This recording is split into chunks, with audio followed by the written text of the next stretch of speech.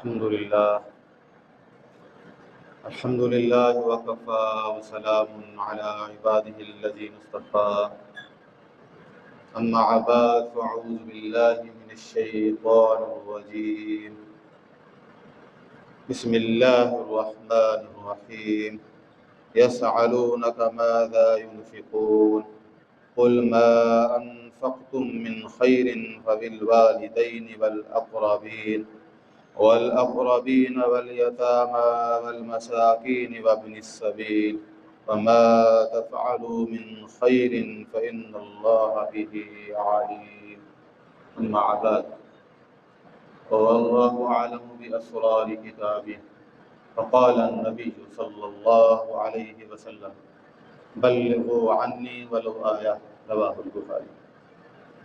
عزیز سامعین کرام، گزشتہ جمعہ کے بیان کے اوپر حلال رزق کے حوالے سے بات ہوئی تھی کہ انسان کی زندگی کا سب سے زیادہ وقت حصول رزق کے لیے صرف ہوتا ہے۔ مال کے کمانے کے لیے وہ صبح جاتا ہے اور شام کو گھر لوٹتا ہے۔ انسان کی سب سے زیادہ انرجی، سب سے زیادہ طاقت اور سب سے زیادہ وقت مال اور رزق کمانے کے لیے حاصل ہوتی ہے۔ اگر وہ مال ہی غلط ہو تو گویا اس کا زندگی کا سب سے زیادہ وقت گناہ میں گزر گیا۔ اور رزق حرام ایک ایسی نحوست ہے کہ جس کے ساتھ کوئی عبادت قابل قبول نہیں ہوتی۔ آپ اس کو گہرائی سے دیکھیے کہ آدمی ایک کام ساری زندگی کرتا رہے، آخر میں اس کو صلہ معاوضہ نہ ملے تو کتنا افسوسناک معاملہ ہے۔ 3 بنیادی چیزیں ایسی ہیں جن کی وجہ سے انسان کے اعمال قبول نہیں ہوتے، قابل قبول نہیں رہتے، تو ہمیں ان چیزوں کو بخوبی جاننا ہے۔ سب سے پہلا جو ہے معاملہ وہ یہ ہے کہ جو انسان کا ایمان غلط ہوگا اس کا کوئی عمل قابل قبول نہیں ہوگا قابل قبول۔ جس کے اندر شرک ہو، جس کے اندر کفر ہو، جس کے اندر الحاد ہو، اس کا کوئی عمل قابل قبول نہیں۔ یہ ایک مسلمہ اصول ہے۔ خود قرآن مجید نے بھی اس کو نصوص قطعیہ اور صریحہ سے ثابت کیا، لئن اشرکت لیحبطن عملک۔ شرک ایک ایسی نحوست ہے، اگر یہ اپنا جو ہے ڈیرا ڈال لے، اس انسان کے وجود سے شرک کا ظہور ہو تو سارے اس کے زندگی کے اعمال اکارت ہو جاتے ہیں۔ تو ایمان کے اندر خرابی بھی کسی بھی عبادت کو قبولیت کے مقام تک پہنچنے نہیں دیتی۔ اسی طرح دوسری جو خرابی ہے وہ رزق حرام ہے۔ اسلام کا مسلمہ اصول ہے، کوئی دعا اور کوئی عبادت قابل قبول نہیں اگر رزق حرام ہے۔ نہ نماز، نہ روزہ، نہ حج، نہ زکوٰۃ۔ چوری کے پیسوں سے حج قبول ہے، حرام کے پیسوں سے روزہ رکھنا، سحری اور افطاری کرنا تو کسی کے نزدیک بھی یہ جائز نہیں ہے۔ بھائی بغیر وضو کے نماز ہو سکتی ہے کہ اگر انسان کا وجود ناپاک ہو، طہارت کی ضرورت ہو تو کیا اس کی نماز ہو جائے گی؟ جسم پر گندگی لگی ہو اور مسجد میں آیا بیٹھا اور جانتا بھی ہو، اس کی کیا قابل قبول ہے؟ ہرگز قابل قبول نہیں۔ ایمان کی درستگی اعمال کی قبولیت کے لیے ضروری ہے، رزق حلال اعمال اور جملہ تمام عبادات کی قبولیت کے لیے لازم و ملزوم ہے۔ اور تیسرے نمبر پر فرمایا کہ ریاکاری سے کوئی خوبصورت عمل بھی قابل قبول نہیں، لیکن ریا اس وقت ہوگا جب ایمان کمزور ہو، کیونکہ مومن اللہ تعالیٰ کی خوشنودی کے لیے عبادت کرتا ہے، لوگوں کو دکھانے کے لیے نہیں کرتا۔ اور جو لوگوں کو دکھاتا ہے تو وہ اپنا بیڑا خود غرق کرتا ہے۔ تو وہ ریاکاری ہو، رزق حرام ہو اور کوئی کفریہ شرکیہ عقیدہ ہو، زندگی کی تمام جملہ عبادات ضائع ہو جاتی ہیں۔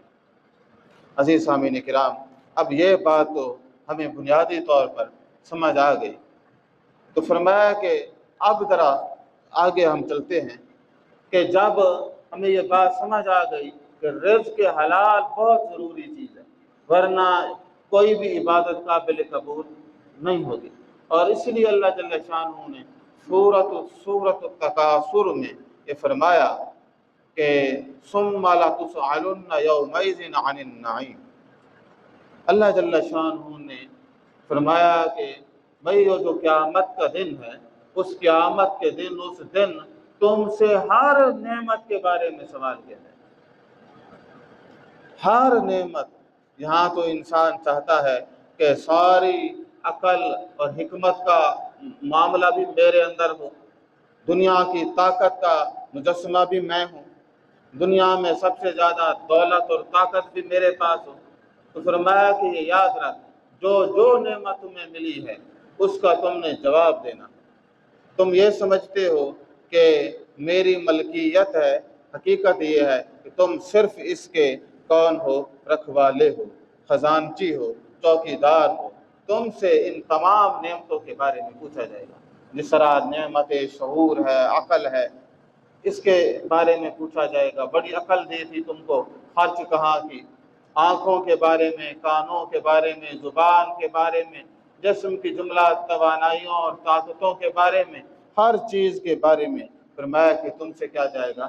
پوچھا جائے گا۔ تو ہم سب سے پوچھا جائے گا، چاہے ہم اس کو مانیں یا نہ مانیں۔ نبی کریم صلی اللہ علیہ وسلم نے فرمایا لا تزول قدم ابن آدم یوم القیامت من عند ربی حتی یسأل عن خمس۔ نبی کریم صلی اللہ علیہ وسلم نے فرمایا قیامت کے دن ابن آدم کے قدم اپنے رب کے سامنے اس وقت تک نہیں ہٹ سکتے جب تک ان 5 چیزوں کا جواب نہیں، ان 5 چیزوں کا سوال کیا جائے گا، ان کا وہ کیا ہے؟ جواب نہ دے۔ اس وقت یعنی قرآن نے تو بتایا ثم لتسألن یومئذ عن النعیم، تو قرآن نے تو ساری نعمتوں کا دائرہ بڑھا دیا۔ یہاں آپ صلی اللہ علیہ وسلم نے بطور مثال 5 اہم چیزیں بیان فرمائیں کہ ان کی طرح تیاری کر لینا۔ پہلا ہے عن عمرہ فیما افناہ،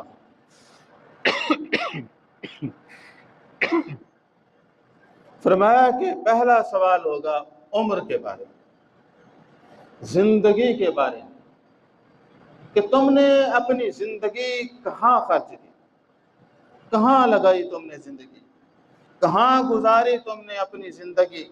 انسان کے پاس سب سے قیمتی اثاثہ زندگی ہے۔ زندگی ہو تو ساری نعمتیں ہیں، تو آپ کے پاس مربع ہوں، خزانے ہوں، دولتیں ہوں، طاقتیں، اور فوت ہو جائیں تو کچھ ہے آپ کے کام آنے والا؟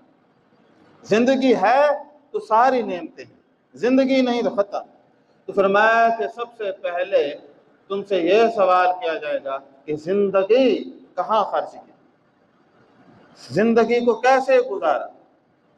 تو معلوم ہوا وقت زندگی ایک قیمتی ترین اثاثہ ہے جس کو انسان کبھی بھی خرید نہیں سکتا۔ میں خرید سکتا ہے؟ ہرگز نہیں۔ تو ایک قیمتی ترین اثاثہ کون سی چیز ہے؟ زندگی۔ تو بھائی ہر آدمی کو چاہیے فضول یعنی کاموں میں اس زندگی کو خرچ نہ کرے، گناہ، فضولیات، عوارضات میں خرچ نہ کرے، زندگی کو بامقصد بنائے، بامقصد کاموں میں خرچ کرے۔ اگر مجھے اور آپ سے یہ سوال کیا گیا کہ زندگی کہاں خرچ کی، تو آپ بتائیں کہ کون سرخرو ہوگا؟ کتنے لوگ اس کے جواب میں سرخرو ہوں گے اور کتنے لوگ اس کے جواب میں پکڑے کھڑے ہوں گے؟ وَعَنْ شَبَابِهِ فِيمَا أَبْلَاهُ، اور اسی طرح زندگی کا جو گولڈن پیریڈ ہے وہ کون سا ہے؟ عالم شباب، جوانی۔ فرمایا کہ جس میں انسان کی اندر انرجی، طاقت، توانائی اور ہر طرح کی صلاحیت اپنے عروج پر ہوتی ہے، تو پوچھا جائے گا کہ جوانی کہاں خرچ کی، کیونکہ انسان کے جوانی میں جذبات، خیالات ہوتے ہیں، وہ بھی پوچھا جائے گا۔ تو خوبصورت عبادت وہ ہے جو جوانی میں کی جائے۔ جوانی کہاں پہ خرچ کی؟ جوانی میں جذبات ہوتے ہیں، خواہشات ہوتی ہیں، اور اس کے اندر جو ہے وہ ایک جذبہ ہوتا ہے۔ تو فرمایا کہ اور وہ لغزیات کی طرف بھاگتا ہے، تو فرمایا کہ یہ بھی پوچھا جائے گا جوانی کہاں پر خرچ کی۔ کون سی چیز کے بارے میں پوچھا جائے گا؟ جوانی کہاں پہ خرچ کی، عمر کہاں پہ خرچ کی۔ اب ایک بوڑھا آدمی ہے تو اس کی تو دوست ہی ختم ہو جاتے ہیں کہ گھر میں بیٹھا بیٹھا ختم، تو لیکن نوجوان کے تو پورے سوسائٹی اور معاشرے سے تعلقات ہوتے ہیں، اور معاشرہ ہوتا بھی اسی کے دم سے ہے۔ تو فرمایا کہ تم سے عمر کے بارے میں بھی پوچھا جائے گا اور جوانی کے بارے میں بھی پوچھا جائے گا، اور فرمایا کہ تیسرا سوال یہ ہوگا کہ وَمَالِهِ مِنْ أَيْنَ اكْتَسَبَهُ وَفِيمَا أَنْفَقَهُ۔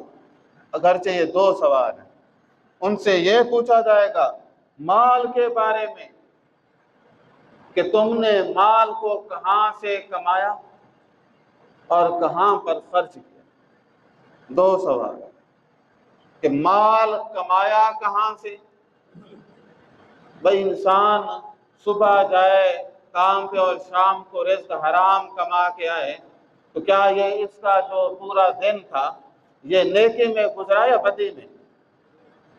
گناہ میں گزرا نا۔ رزق حرام گناہ کا فعل ہے، رزق حلال کیا ہے؟ ثواب کا کام ہے۔ تو فرمایا اب وہ سارا دن وہ بیٹھا رہا، اللہ پر توکل کر کے، بھروسہ کر کے، رزق حرام کو ترک کر کے حلال کا متلاشی رہا۔ یہ فرمایا یہی بندہ صحیح ہے۔ تو پہلا سوال یہ ہوگا کہ بھائی کمایا کہاں سے، کیونکہ اللہ تبارک و تعالیٰ نے انسان کو یہ بتایا کہ ہم ہیں پوری کائنات کے پروردگار، الحمدللہ رب العالمین۔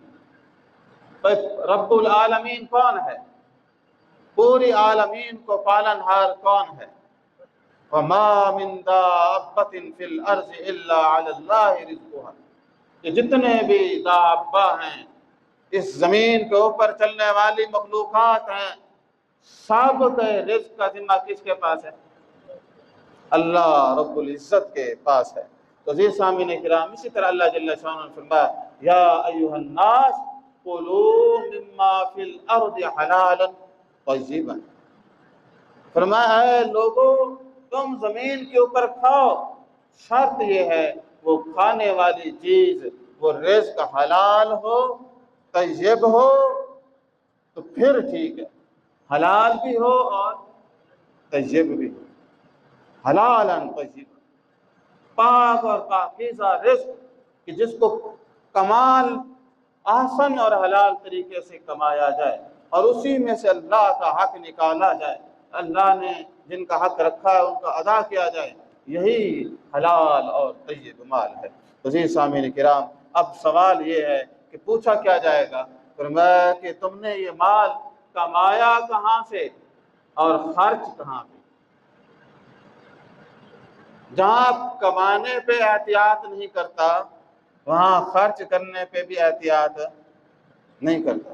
فرمایا نہیں، تم نے کمانے پہ بھی احتیاط کرنی ہے اور خرچ کرنے پہ بھی احتیاط کرنی ہے۔ اس کا آگے ذکر آتا ہے، ایک اور چیز بتائی، فرمایا وَمَاذَا عَمِلَ فِي مَا عَلِمَ۔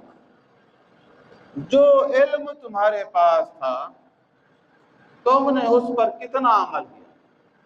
دیکھیں علم و شعور اللہ تعالیٰ کی نعمتوں میں سے بڑی نعمتیں ہیں۔ تو فرمایا کہ ایک آدمی سے یہ بھی پوچھا جائے گا جو علم تھا تیرے پاس، علم تو تھا سمندر، عمل آٹک میں نمک کے برابر۔ فرمایا جو علم دیا تھا اس کے مطابق خرچ یا عمل کتنا کیا۔ تو ہمیں معلوم ہوا کہ جو بات ہم سنیں اس کے اوپر عمل کریں، اس کی بھی پرسش ہوگی، اس کے بارے میں بھی کیا ہوگی؟ پرسش ہوگی۔ بعض لوگ یہ کہتے ہیں کہ بھائی ایک آدمی سنا رہے تھے، مولوی حضرات کہتے ہیں کہ بھئی زیادہ علم والی باتیں نہ سنا دو، سنو گے تو پھر عمل کرنا لازم ہو جاتا ہے، تو دور ہی رہو، نہ سن سوتے نہ عمل کرنا دو۔ جو آدمی سنے گا نہیں، کیا وہ یہ عذر پیش کرے گا کہ بھئی میں سنتا نہیں تھا، مجھے دین کا پتہ نہیں ہے؟ بلکہ اللہ جل شانہ نے قرآن مجید میں انسان کو لازم سننے کی تعلیم دی اور اس کو حاصل کرنے کی تعلیم دی۔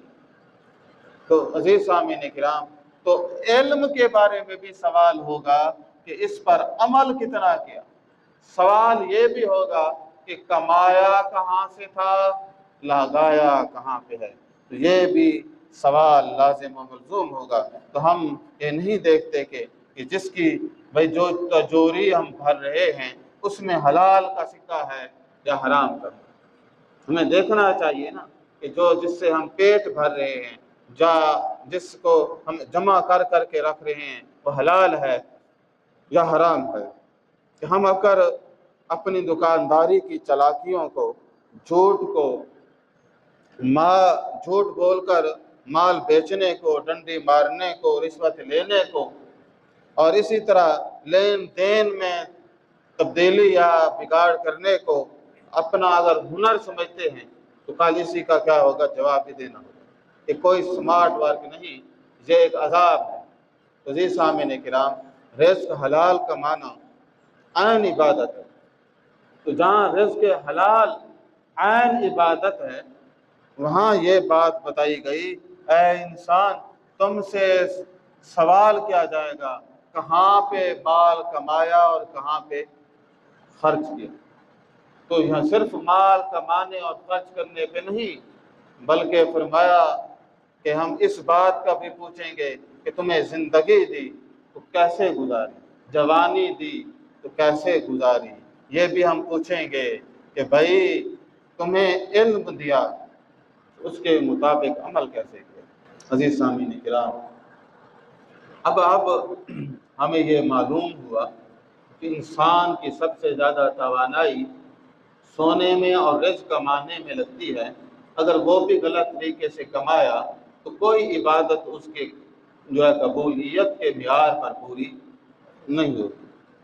تو رزق حلال کمائیں وہ بھی لازم و ملزوم ہے، اور رزق حلال کو صاف مصرف پہ، صحیح مصرف پہ لگائیں، وہ بھی لازم و ملزوم ہے۔ جناب علی رضی اللہ تعالیٰ عنہ سے مروی ہے، اور یہ ویسے اصول ہے دنیا کے مال کا، یہ اگر حلال ہے تو حساب ہے، حرام ہے تو عذاب ہے۔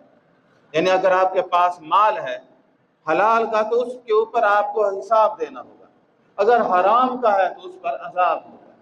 اور اللہ تعالیٰ نے چونکہ یہ بتایا ثم لتسألن یومئذ عن النعیم، گویا انسان سے اس کی ہر نعمت کے بارے میں اس دن اللہ جل شانہ سوال کریں گے۔ تو ہمارا موضوع جو تھا وہ یہی ہے کہ کمانا بھی حلال ہے اور خرچ بھی حلال کرنا ہے۔ یا ایھا الذین آمنوا انفقوا من طیبات ما کسبتم، اے صاحب ایمان لوگو خرچ کرو طیبات میں سے، ما کسبتم جو کماتے ہو۔ تو یعنی طیب کمانا ہے اور طیب خرچ کرنا ہے۔ تو یہاں پورے معاشرے میں اگر ہم دیکھیں یا پاکستان کے حالات دیکھیں تو اگر حالات میں بنیادی خرابی کا ایک سبب ہے وہ رزق ہے۔ انسانوں کو اللہ تعالیٰ پہ توکل نہیں، وہ حرام رزق کے ذریعے سے اپنا پیٹ بھر رہے ہیں۔ جہاں حرام رزق ہوگا وہاں عقیدے ان چیزوں کی بھی کوئی حیثیت، اس لیے لوگوں کے مشرکانہ کفرانہ عقائد اور نظریات ہوتے ہیں اور انہیں ان کی ذرا بھی پرواہ نہیں ہوتی، وہ سمجھتے ہیں کہ یہ بس ٹھیک ہے، ایسا اگر ہے تو۔ اب قرآن مجید کو ہم دیکھیں گے کہ فرمایا کہ اب ہم نے گزشتہ جو بات کی ہے اس کے اندر ہم نے یہ سنا کہ قیامت کے دن مال کے خرچ کرنے پہ بھی سوال ہوگا، کمانے پہ بھی سوال ہوگا۔ تو ایک صاحب ایمان آدمی کانپ اٹھتا ہے کہ یہ تو حقیقت ہے نا، یہ خالی حکایات ہیں، حقیقت ہے تو پھر فکر مند تو ہوگا، جو حقیقت نہیں سمجھتا وہ کیا کرے گا۔ تو جہاں انسان نے فضول خرچی اور حرام جگہوں پر مال اٹھانے سے اس کو ڈرایا گیا، وہیں اس نے مال کو خرچ کرنے کے لیے ایسی خوبصورت منظم اور نورانی راستے بھی بتائے اگر انسان ان ذرائعوں پر بات کرے، ان ذرائعوں پہ مال خرچ کرے تو دونوں سوالوں سے بچ سکتا ہے۔ اب ہم وہ ذرائع دیکھتے ہیں کہ حلال کمانا ہے اور خرچ کہاں پہ کرنا۔ تو سب سے پہلے جو لوگ تھے وہ صحابہ کرام تھے، نبی کریم صلی اللہ علیہ وسلم سے بار بار یہ سوالات کرتے تھے۔ فرمایا کہ صحابہ کرام سوال کرتے ہیں یسألونک ماذا ينفقون، نبی کریم صلی اللہ علیہ وسلم سے سوال کرتے تھے ماذا ينفقون، کہ بھائی خرچ کے بارے میں کہ کیا ہم خرچ کریں۔ تو اللہ جل شانہ نے نبی کریم صلی اللہ علیہ وسلم کو حکم دیا آپ ان کو بتا دیں کہ کیا خرچ کرنا ہے اور کہاں خرچ کرنا ہے، کیونکہ کمانے پہ بھی پابندی ہے اور خرچ کرنے پہ بھی پابندی ہے۔ اگر یہ سورس غلط ہو گیا تو عبادات اپنے مقام اور قبولیت کے مقام تک پہنچیں گی نہیں۔ اب فرمایا کہ آپ کیا کہیں، قل، آپ فرما دیجیے۔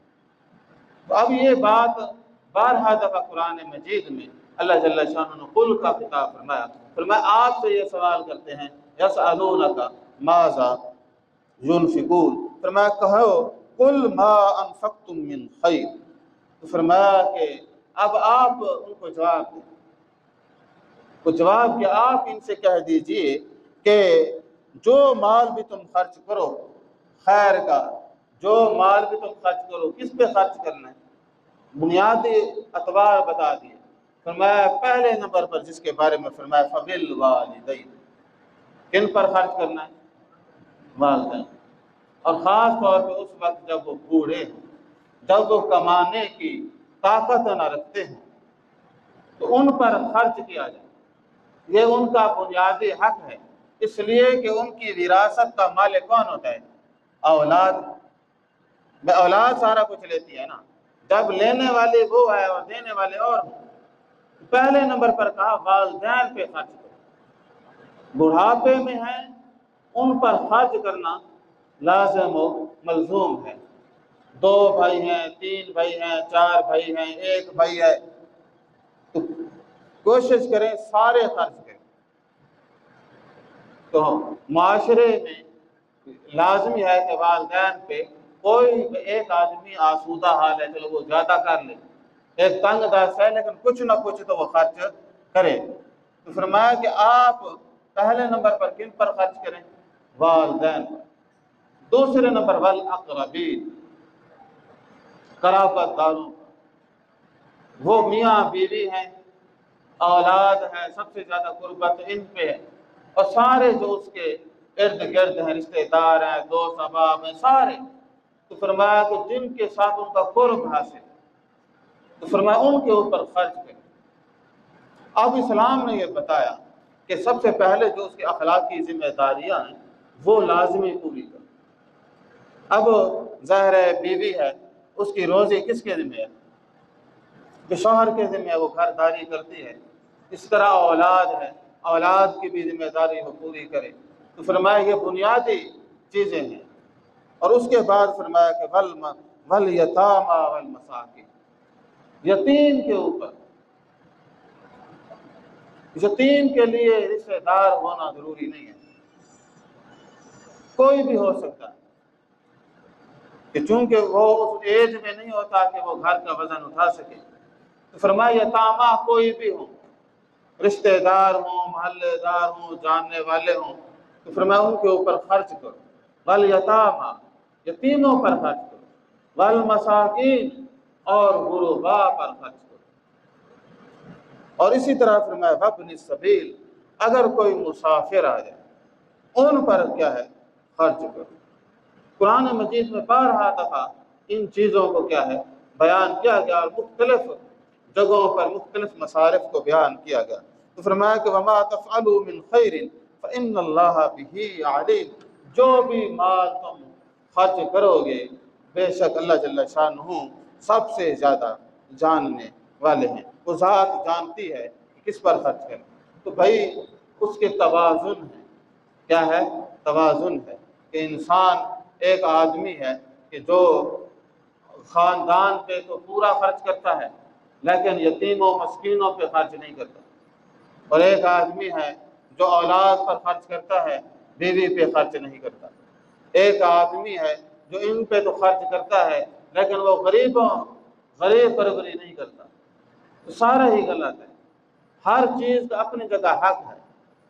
آج کے اس دور میں یہ سمجھنے کی ضرورت ہے کہ والدین کا کیا حق ہے۔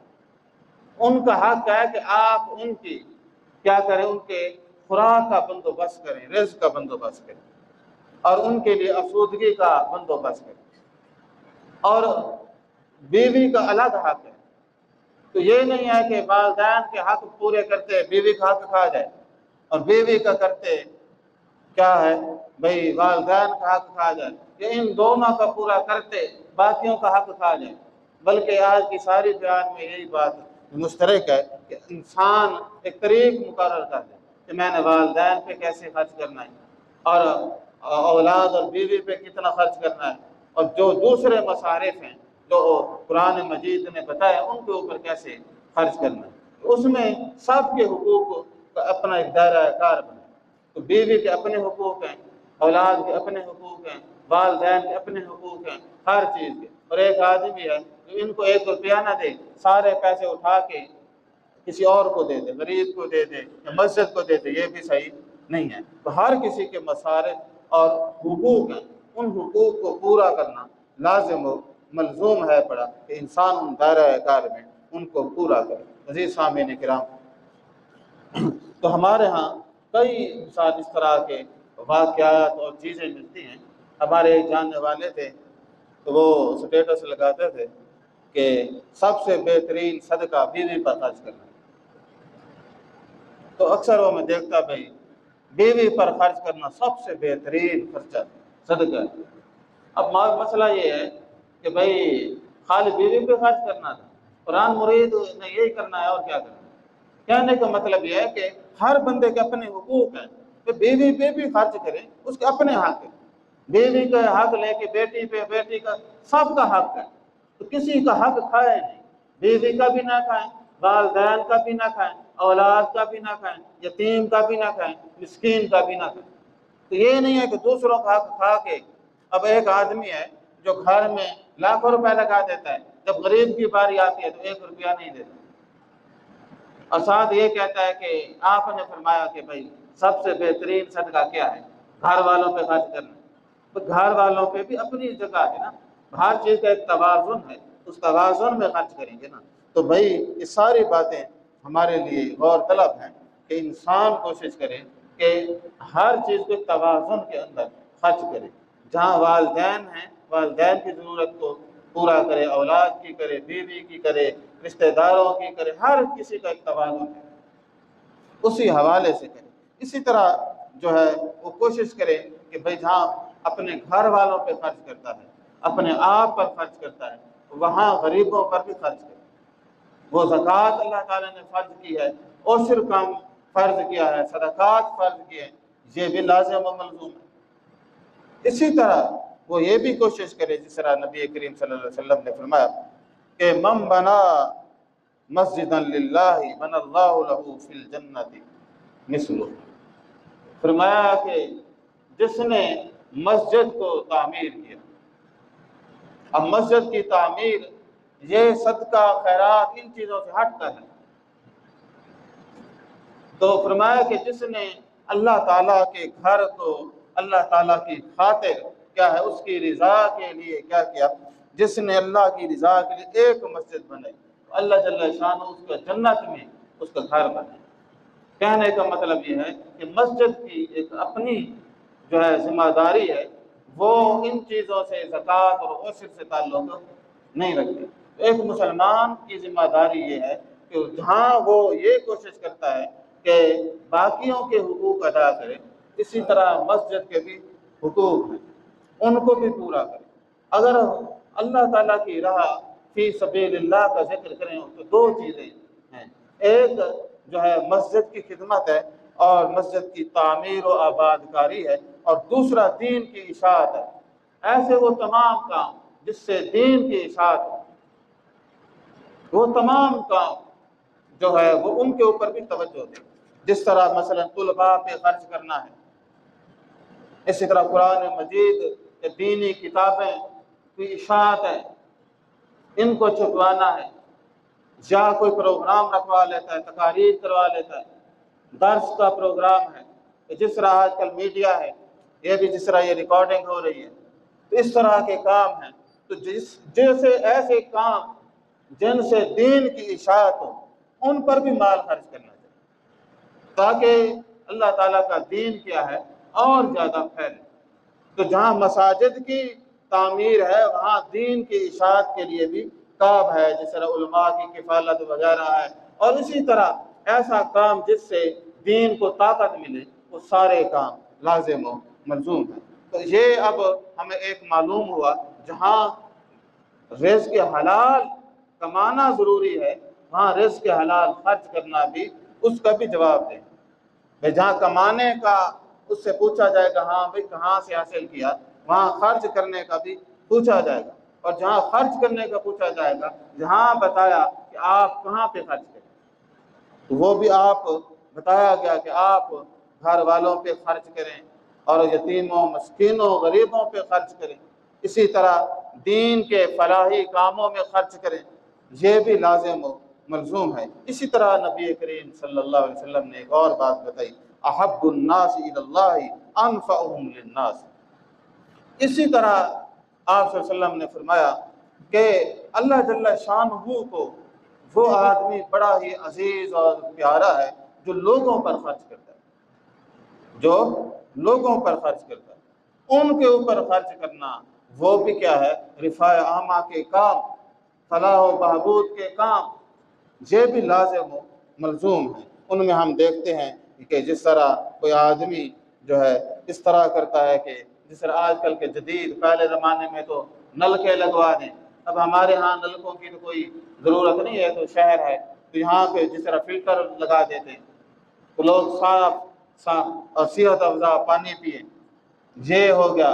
اسی طرح جو ہے ہاسپٹل بنوا دینا، تو ہسپتال بنوا دینا، کوئی ادارہ، تعلیمی ادارہ جہاں مفت کی تعلیم ہو وہ بنا دینا، کوئی شجر لگوا دینا، اسی طرح گلیاں ہیں ان کو درست اور سڑکیں صحیح کروا دینا، اور بھی بہت سارے کام ہیں جس سے کس کو فائدہ ہو، فلاحی کاموں سے ایک کمیونٹی کو نفع اور فائدہ ہو۔ تو ان چیزوں کو بھی کیا ہے انسان یہ کرے، یعنی ایک ہے خالص جو ہے گھر پہ خرچ کرنا، ایک طریقہ ہے گھر کے بعد مساجد پہ بھی خرچ کرنا اور دین کی اشاعت کے کاموں میں بھی خرچ کرنا، اور ایک ہے کوئی فلاحی منصوبہ ہو اس پر خرچ کرنا۔ تو وہ کوشش کرے کہ اپنی بساط کے مطابق کوئی بساط جو ہے نالی ہی بنا دے، اور کیا کرے، تو جو بساط ہو، خالی راستے میں سے تکلیف دہ شے کو ہٹا دینا بھی ایک صدقہ ہے۔ تو کوئی ایسا کام ضرور کرے کہ جو صدقہ جاریہ بھی ہو، تو وہ لازمی کام ہے۔ تو ہم اپنی زندگی میں یہ کام بھی کیا کریں، لازم و ملزوم کریں، کہ اس طرح کا کوئی سسٹم بھی مل کر، تو اب ایک آدمی ہے وہ لاکھوں کا پروجیکٹ ہے، تو وہ تو ایک آدمی کے پاس اتنی فرصت نہیں، چلو کسی کے ساتھ مل کر لیں، ہم اپنے معاشرے، اپنی کمیونٹی میں۔ تو بہرحال کوئی کام اگر نیکی پر کیا جائے گا، نیک اور انسانیت کی خدمت پر لگایا جائے گا، تو جس طرح نبی کریم صلی اللہ علیہ وسلم نے فرمایا احب الناس الی اللہ انفعهم للناس، اللہ تعالیٰ کو سب سے زیادہ عزیز اور محبوب آدمی وہ ہے جو لوگوں پر خرچ کرتا ہے، جو کیا کرتا ہے، لوگوں پر خرچ کرتا ہے۔ تو رفاع عامہ کا بھی کوئی نہ کوئی چھوٹا موٹا منصوبہ اپنی زندگی میں انسان رکھے۔ تو عزیز سامعین کرام، جس طرح کمانا حلال ہے تو وہاں خرچ کرنا بھی کیا ہے، وہ بھی حلال مصارف پہ ہے، اور ان میں پھر جو ہے اگر حلال رزق اولاد پر خرچ کیا جائے گا اس کے نتائج اور ہوں گے، اگر حرام رزق ہوگا تو اس کے نتائج اور ہوں گے۔ تو یہ باتیں بھی ہمارے لیے بڑی ہی غور طلب ہیں۔ عزیز سامعین کرام، ہم سب دوست احباب ان حوالے سے دیکھیں، اور اس حوالے سے ہرگز پریشان نہ ہوں کہ ظاہر ہے کہ آج جو پاکستان کے آج کل کے حالات ہیں وہ مثال معاشی طور پر جو ہے ہر آدمی ہی پریشان ہے، تو اللہ جل شانہ نے ایک بات واضح بتائی، وَمَا مِن دَابَّةٍ فِي الْأَرْضِ إِلَّا عَلَى اللَّهِ رِزْقُهَا، جتنے بھی دابا اس زمین پر موجود ہیں وہ سارے رزق کا ذمہ کس کے پاس ہے؟ اللہ تعالیٰ۔ اور انسان ایک چیز سے ڈرتا ہے، وہ ہے مستقبل کا خوف۔ فرمایا کہ مستقبل کے خوف سے نہ ڈرنا، اللہ جل شانہ پر کامل توکل اور بھروسہ رکھنا۔ تو جی سامعین کرام، پہلے درست مصرف سے ہر آدمی کمائے اور پھر درست مصرف سے خرچ کرے، اور فرمایا کہ ثم لتسألن یومئذ عن النعیم، ہر نعمت کے بارے میں انسان سے کیا ہے، وہ قیامت کے دن سوال کیا جائے گا۔ اب مجھ سے بھی پوچھا جائے گا، آپ سے بھی پوچھا جائے گا۔ تو اگر انسان کے پاس دولت علم ہے، دولت صحت ہے، دولت مال ہے، تو اس تمام چیزوں کے بارے میں پوچھا جائے گا۔ تو یہ خیالی باتیں ہیں، حقیقت باتیں حقیقت ہیں، تو ان کے لیے انسان ان توانائیوں کو مثبت چیزوں کے بارے میں مثبت خرچ کرے، ورنہ کیا ہے اس کا نتیجہ بڑا ہی اور طرح سے نکلے گا، تو اسے پتہ ہی نہیں چلے گا۔ اب فرمایا کہ نبی کریم صلی اللہ علیہ وسلم نے کہ 5 سوال لازمی کیے جائیں گے۔ پہلا ہے کہ تم نے عمر کہاں گزاری۔ اب ہم اپنی زندگی کو کہاں کہاں گزاریں، ہم دیکھیں کہ ایسی جگہ جہاں سے ہمیں نہ کوئی دنیاوی فائدہ ہو رہا ہے نہ دینی فائدہ ہو رہا ہے، اس وہ لغویات ہیں، اور اللہ جل شانہ نے لغویات سے مسلمان کو کیا ہے، منع فرمایا۔ اب محنت پہ کوئی نہیں پابندی لگی، فرمایا محنت جتنی مرضی آیا کرو، رزق محنت جتنی مرضی کرو، لیکن اس میں فرمایا کہ حلال کی پابندی رکھنا بس۔ تو زندگی مصروفیات میں گزارو، لغویات میں نہ گزارو۔ اور خاص طور پہ فرمایا کہ وعن شبابہ فیما ابلا، اور جوانی کے بارے میں پوچھا جائے کہ کہاں پہ صرف کی۔ اب جوانی میں تو انسان اپنی صلاحیتوں کے پیک پر ہوتا ہے، بھائی جوانی میں تو انسان کے پاس ساری صلاحیتیں ہوتی ہیں، بصری، مشاہداتی، علمی، طاقت، ہر شے، جوان ہے، دندناتا پھرتا ہے۔ تو فرمایا کہ ایک آدمی سے اس کی جوانی کے بارے میں بھی سوال کیا جائے۔ تو ہم دیکھ لیں کہ ہم فضول محافل میں، فضول کاموں میں، اور خاص طور پہ جو لغویات ہیں ان سے باز رہیں، ان سے کیا ہے، بچ کے رہیں۔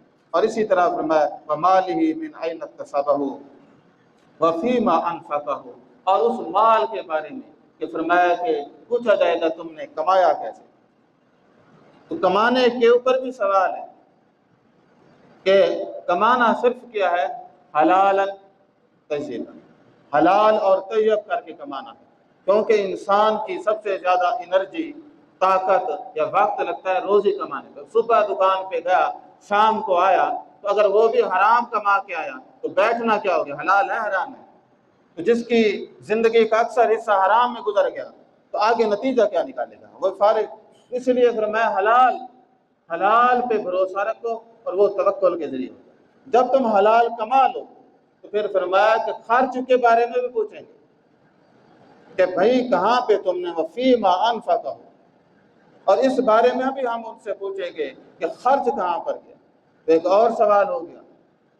تو اب ظاہر ہے کہ جہاں ہم جو ہے کمانے کے لیے جواب دیں ہیں، وہاں خرچ کرنے کے لیے بھی جواب دیں۔ تو وہاں اللہ جل شانہ نے اپنے مومنین بندوں کو یہ بتایا کہ تم اپنے گھر والوں پہ خرچ کرو، جائز رشتوں پہ خرچ کرو، اقربین پہ خرچ کرو، یتامى اور مساکین پہ کرو، مسافروں پہ کرو، غریبوں کے پہ کرو، اور مساجد پہ کرو، اور دین کی اشاعت کے کاموں پہ کرو۔ یہ ساری باتیں میں نے جو پیچھے پوری کی ہیں، یہ لازم ہے کہ انسان ان کے اوپر خرچ کرے اور کوئی نہ کوئی اپنی زندگی کے اندر فلاحی کام کرے۔ تو ایک اور بات حقیقت ہے، اور یہ پتہ نہیں کس کا قول ہے، کہ فرمایا کہ جو تم نے نیکی پر خرچ کیا وہی تمہارا حقیقی مال ہے، جو تمہارا کیا ہے کام تو شاید آخرت ہو گیا، اور جو تم چھوڑ آئے بس ایک ہچکی کی ضرورت ہے، وراثت بدل جاتی ہے، مرنے کے بعد کوئی اور وارث بن جاتا ہے۔ تو اس لیے لازم و ملزوم ہے کہ انسان کمائے بھی اسی طرح۔ اور پھر فرمایا وَمَاذَا عَمِلَ فِيمَا عَلِمَ، فرمایا کہ جس طرح مال کے بارے میں پوچھا جائے گا، وہاں علم کے بارے میں بھی پوچھا جائے گا کہ تمہارا علم کتنا تھا اور عمل کتنا کیا۔ تو اس بارے میں بھی کیا ہے پوچھا جائے گا کہ इंसान से कि तुमने अपने इल्म पर कितना अमल किया। तो लाज़िम व मलज़ूम है कि इंसान इन हवालों से भी भरपूर कोशिश करे। तो अज़ीज़ सामीन इकराम, हम अल्लाह ताला पर भरोसा रखें, तवक्कुल रखें, और उस तवक्कुल और भरोसे के बाद रिज़्क़ के हलाल को जो है अपनाने की भरपूर कोशिश करें। और जहाँ रिज़्क़ के हलाल अपनाते हैं तो वहाँ हराम कामों में माल को खर्च न करें, अगरचे ज़्यादा ही क्यों न हो, तो उसको सही मसरफ पे खर्च करें। और उसके बाद ये बताया गया कि जो इंसान जो भी सलाहियत माल के अलावा इल्म है, उम्र है और अकल है, जो भी अल्लाह ताला ने उसे कोई मनसब दिया है, उसको भी किस पे इस्तेमाल करे, सही चीज़ पे इस्तेमाल करे। उसके बारे में भी पूछा जाएगा। तो मेरे पास अगर इल्म है तो मुझसे ये पूछा जाएगा कि इल्म तो था, अमल कितना किया। आप सबसे पूछा जाएगा। जो आदमी सुनता है उससे भी पूछा जाएगा, और जो सुनता ही नहीं है उससे नहीं पूछा जाएगा। ये याद रखे, बुनियादी तौर पर इस्लाम के वो तमाम कलमा पढ़ने के बाद तमाम उलूम और तमाम अहकामात का वो जवाब दे, चाहे वो उसको जानने की कोशिश करे या न करे। तो लाज़िम मलज़ूम है। और फरमाया कि अगर तुम्हारे पास कोई सलाहियत है, सुम्मा लतुसअलुन्ना यौमइज़िन अनिन नईम, कोई भी सलाहियत है, क़यामत वाले दिन तुम उसके जवाब ज़रूर दोगे। तो इसी तरह अगर माल की, क्योंकि ये सारा कुर्बानी के हवाले से रिज़्क़ और रिज़्क़ के हलाल, अल्लाह ताला पर तवक्कुल, और जो आज का मौजू था वो था कि अल्लाह ताला ने जो माल दिया है इसको खर्च कैसे करें, उसका बेहतरीन मसरफ, और शरीयत ने क्या तवाज़ुन रखा। शरीयत ने यह नहीं कहा सारा माल उठाओ और ऐसे खर्च कर दो, नहीं, फरमाया कि तुम अपने वालिदैन पे भी खर्च करो, मियाँ बीवी पे भी करो, ज़कात और उश्र भी दो।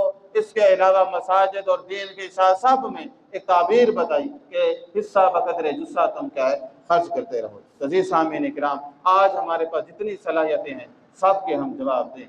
तो जनाब अली फरमाते हैं जो माल हलाल का है उसका हिसाब है और हराम का है उसका अजाब है। तो हम कोशिश करें कि हराम के तो करीब ही ना जाएं, उसका तो ज़ाहिर है कि अजाब है। हलाल रिज़्क़ कमाने की कोशिश करें, और जब हलाल होगा तो इंसान ईमान को भी सही समझ सकता है और आमाल साले की कबूलियत भी हो सकती है। आज माशरे का अलमिया यह है, अकीदे भी सही नहीं है और रिज़्क़ भी सही नहीं है, तो नतीजा क्या होगा कि अगर कोई रस्मी इबादत करते हैं उनका भी कोई फ़ायदा हरगिज़ नहीं होता। तो अल्लाह तबारक व तआला हमें दुरुस्त ईमान, सही अमल, रिज़्क़ के हलाल कमाने की तौफ़ीक़ अता फरमाए।